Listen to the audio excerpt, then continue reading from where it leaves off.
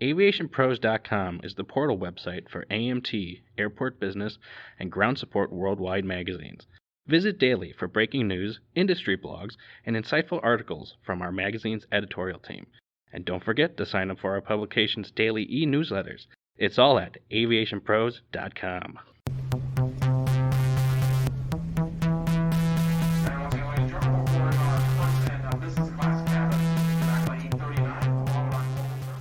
Hello, everyone, and welcome to another edition of the Aviation Pros podcast. I'm Joe Petrie, Editorial Director for the Endeavor Aviation. The Reno-Tahoe Airport Authority recently broke ground on upgrades to its ticketing hall and the approval of $500 million to build 2 new concourses, which will transform the airport for years to come. I recently spoke with RTAA CEO Daren Griffin about the project and what this means for the Reno-Tahoe International Airport and the Reno community. Daren, first thing, thank you very much for joining us today. Really appreciate you taking the time to speak about this project with us. The first question I have for you today is, tell me about the needs driving the ticketing hall expansion project at Reno. Sure. Thanks, Joe. It's great to talk to you. And as we announced last week, we've got a lot of project coming here at the Reno-Tahoe International Airport. And for the ticketing hall project, what we're really doing is just expanding the hall, pushing it out towards the roadway and lifting up the ceiling a bit, creating just honestly a bigger box, more space for people. And that's the first need, is that in Reno-Tahoe, a lot of our customers have snowboards, skis, golf clubs that they are coming and going, visiting, along with all the other, baggage that we check as customers.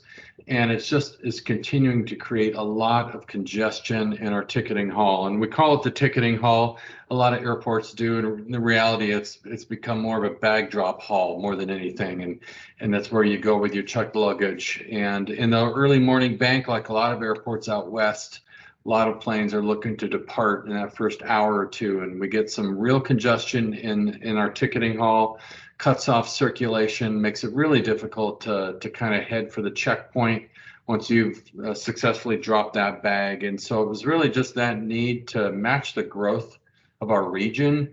We're back to our 2019 passenger levels all the way, and we expect to continue growing from here. And this was something that we really needed to do just to have years of capacity ahead. Interesting. So what are the operational and passenger experience goals you're seeking via having this project up? Well, for the ticketing hall expansion, first and foremost, we just need to make it so that people are trying to get from the curb to where the airline that you're flying on. You want to be able to transit through the ticketing hall and be able to see the signage, get to the right queue. Typically people are waiting, at a kiosk, and then you tag your bag or they help you tag it, and then you get to the bag drop location, and it's just right now really congested and tight to do that. Sometimes it's hard to find the airline you're looking for when we get those early morning crowds or midday crowds. So we're looking to improve on all of that, make it faster for people first and foremost, especially early in the morning. People get here. They want to get that process done with as quickly as possible and get through the checkpoint and to the gate and on their journey. And so one, speed is just allowing our customers to move with greater speed. One, reduce stress in the ticketing hall by finding what you're looking for quickly. And that just improves everybody's experience. We're also, as part of this project, adding restrooms. Right now, we don't have any restrooms in the ticketing hall. And that is really something that's a basic fundamental need, and people go trying to find their way to a restroom, and it's all the way down in baggage claim. So also wheelchair, we're creating a greater wheelchair storage and access as more and more of our customers have some sort of a need for mobility enhancement. Just having that right in the ticketing hall where the customer needs it is really improving the customer experience, along with just improved wayfinding, next generation signage technology that's LED, that's universal signage based so that anybody can see where they need to get to. All those things that the most modern airports are adapting into their signage and wayfinding is an important part of what we're doing here as well. So those are pretty much the primary goals that we're seeking. And I know for Reno, this is expanding even beyond the ticketing hall for you, that you're also going with a $500 million investment in 2 new concourses as well, to help improve everything at the airport. So tell me a little bit about the need for these new concourses and what drove this need for expansion as well. Sure, this is the main event in our more RNO redevelopment program, is last week's decision to replace the existing 2 concourses. And what's really driving the need are 2 things. The first is time, and that we built those 2 concourses that are right now, everybody's flying through concourses B and C. They both opened in 1980 and have served the airport in the region really well. 42 years and still going. And we know that it's going to be almost 50 years by the time we're done with both of them, if we can keep this program right on track. And like all infrastructure, it's slowly dying over time. What we built in 1980 and opened was built to the 1976 building code. It's all original structure, all original building systems, and all of that needs to be rejuvenated. And we looked at extending the life of those structures and just decided that was not a good investment. So that was the first driver. And the second is that they're not sized for the class of aircraft and the level of passenger traffic that not only do we have today, but when we look 10, 20 years down the road and the growth of Northern Nevada, we know our customer numbers will continue to move up. And we built these 2 concourses for the 737-100 and 200 class of aircraft, which is what we were all flying around in 1980. And they typically held about 120 passengers in that aircraft. And now, of course, it's the MAX series of aircraft, the 737 MAX 7, 8, 9, or 10. And they hold anywhere from 160 to 220 passengers, depending on which MAX it is and how the cabin is configured. And so our hold rooms are vastly undersized for just a single aircraft to push back. Our concession space is vastly undersized to provide, the food, beverage, and retail needs for 200 people on an aircraft, much less a bunch of gates that have 200 people on an aircraft. And so in addition to infrastructure that was dying, we really just need more space and additional gates. This program will add 5 more gates to the Reno-Tahoe International Airport, which allows more aircraft, of course, to arrive and depart here, handle larger crowds, offer more diverse choices for air service for a region that's growing like ours. And so it really was a series of goals that we sought to drive this, and that's what really drove the need for this expansion and redevelopment. Yeah, that's definitely going to be good to have with the additional space in the terminal. And on top of that, tell me a little bit of what are some of the improvements you're looking to add as part of these expansion efforts as well? I would say the question is more, what isn't going to be improved? When you tear down 2 concourses that opened in 1980 and replace them with 2 that will be built and opened in the late 2020s, virtually everything is going to be improved. And all of that is part of the customer experience, whether it's food and beverage and retail offerings, wherever you're sitting, the ability to offer charging of devices throughout the concourses, which we can't do today. We will significantly improve the aesthetic experience. We are framed by beautiful mountains here in the Reno-Tahoe region, and we want to highlight that as people are waiting for their flights, with great windows, great use of natural light, 300 days of sunshine here, and we really want to take advantage of that and bring more of that into the terminal experience, offer the modern amenities that many of us are used to as we fly around airports that have done redevelopment programs. Wireless technology everywhere. We all rely on it in everything that we do.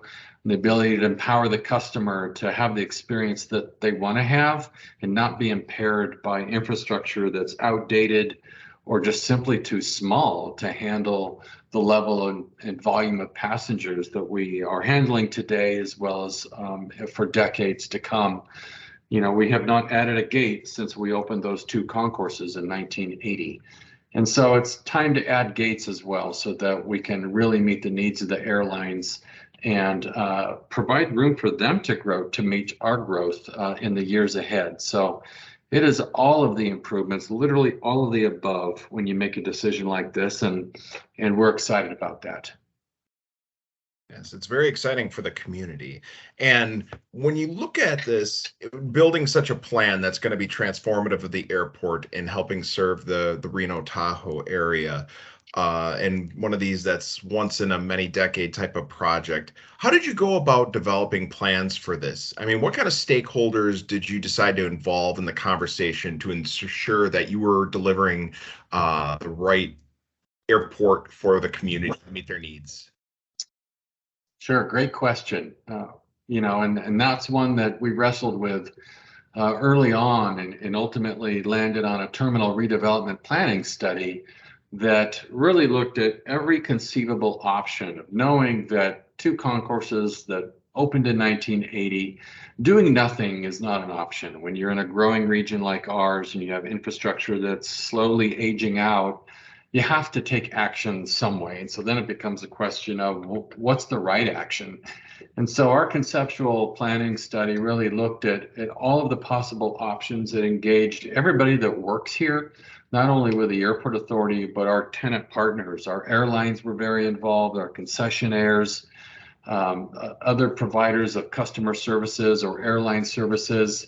We talked to all of them and talked about where we're at as an airport, what's important to them, what do they need to thrive in, the business that they serve, whether it's flying aircraft or providing food and beverage or retail services, or they're working for an airline.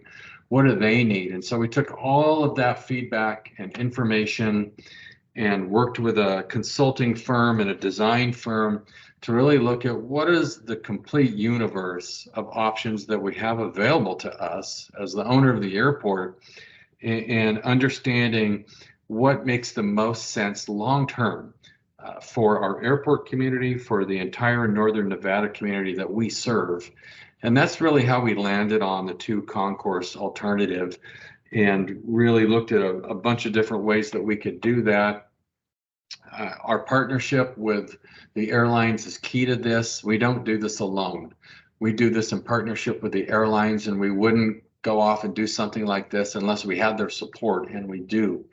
And also working closely with our board of trustees, the 9 people who are appointed to oversee the airport authority and really provide that high-level policy guidance and strategic vision.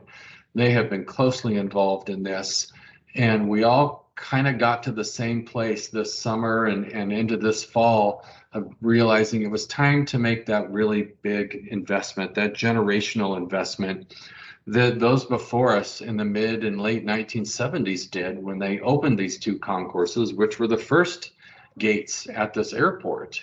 Huge decision in the late 70s. And so it's time for that again. And that was a bit of the process that we went through. And what's such a big undertaking, and it's going to take years to complete, how have you been preparing staff and the community for this project? I mean, what steps are involved with that? That, is a finish line you never really get to, and that we are already working on our communication plan, and it's out there around the region. People have heard of more RNO, which is the branded redevelopment plan for the airport, which includes the ticketing hall like we talked about. It includes the two concourses. It includes improvements in parking and rental car operations, roadway operations. We have to kind of work on all of it, because to the customer, it's all the same airport experience, and they have to have a great experience in every step of the journey. And so, one, we're talking with the community about the disruption, and it's already begun. Our roadway in the front of our terminal building is blocked off now, and work has already begun, and changes the way people access into and out of the ticketing hall, changes roadway operations in front of the terminal building. So we're communicating through a bunch of different platforms: social media, traditional media, signage that's literally in the building and around the building, that lets people know what's going on, what it's going to look like when it's done, how long is it going to take. And so that's kind of the first part for the community, and then including them in the celebration we had last week. We had great coverage, great attendance, and just explaining, two concourses is a really big deal. It's long time to do it. Everybody gets asked, when's this going to be done? And it takes years to design and build airport infrastructure, but it's important that we get started, that we make decisions and we move forward. And for the airport employees, it's a lot of change for them that is going to go on for years. And so we've been talking about this, I would say, for a year at this point. Airport employees are excited about this because not only does this a program like this improve the quality of the travel experience, it improves the work experience for people that are working here, airline employees, airport employees that are on those lower levels, driving vehicles, servicing aircraft, providing food and beverage services. That when you do redevelopment on this scale, you create better work environment, better working conditions, better facilities for airport employees, and we're all working hard to retain and attract airport employees. And so this is also exciting for them, and they know it's a long journey to get there. But when you know what it's going to look like when you're done, that's usually all the motivation that any of us need, that it's worth going through the process to get there. So it's important that we communicate openly, honestly, transparently all the time with all of those audiences, both employees and customers, and let them know how it's going, where we're at, and what's coming next. And that is really the best way to prepare and keep people engaged in what's happening. And my last question for you today, there's a lot of moving parts to this project as it's going to come online, but how has the airport, what kind of metrics have you put down to measure the success of these improvements as they come online? Well, the first kind of measure is as with all projects, we measure projects in the same ways that everybody else does, and that is scope and schedule and budget, right? That where each project is at a different step in the journey, and we know the ticketing hall, and it started, and when we want to have that done and hopefully bring that in on budget, and then once we get it open, we'll be able to see what success looks like, and that it performs better in those peak hours, and that we'll survey customers and survey employees to make sure that we've got it right. And if we need to adjust anything, we will make those adjustments. But by just creating more space, that is the first success measure that, we'll be able to really get the feedback from people right away. And that is so important. For the other project, the two concourses, again, it's a series of milestones. We have to go first design them, actually design the concourses. All we've done so far is pick a concept. Now the real work begins, which is to go engage our airline partners, our airport staff, and design these two concourses, and then start working on that first one. And success, is breaking ground and getting the first concourse built and getting airlines moved into it. Honestly, there's 1,000 different steps, probably 10,000, in bringing all of this online. And so success is honestly measured constantly. And that, if we're missing a milestone or a date, or there's an impact that was unintended, in adjusting quickly, pivoting on that and getting us to the finish line for whatever that micro part of the program may be, whether it's one airline, one aircraft, one gate, or the Wi-Fi isn't working right in a new concourse. There's just so many things. But the first measure is making a big decision. And that's what I want to credit our organization for. And that is, it takes a lot of bold vision and courage to make a $500 million decision like this in an airport the size of Reno-Tahoe. And so we have met that success metric. We made the decision. We're moving forward. We've got a plan of finance that we're excited about. It's a great time to be an airport like ours. We're remote. We are a long ways from everywhere, quite frankly. It's a 7-hour drive to Las Vegas from Reno. A lot of people don't realize that. 7 hours to Salt Lake City, 2 hours to Sacramento, but you just have to get across the Donner Pass. This airport is critically important. and it serves a wide and growing region. And so our ability to compete for federal funding, we're very excited about that. We think we have a very compelling project. And another, success metric is our ability to attract bipartisan infrastructure law funding and keep this as cheap as we can for the airlines. At the end of the day, we want to be a competitive airport. We want them to want to fly here. So, I mean, it's like I said, thousands of success metrics for a project like this as they come online, and they've already begun. Wonderful. Well, thank you for speaking with me today. I know I'm really excited to watch all these improvements take shape over the next few years. Thanks again for listening to today's podcast.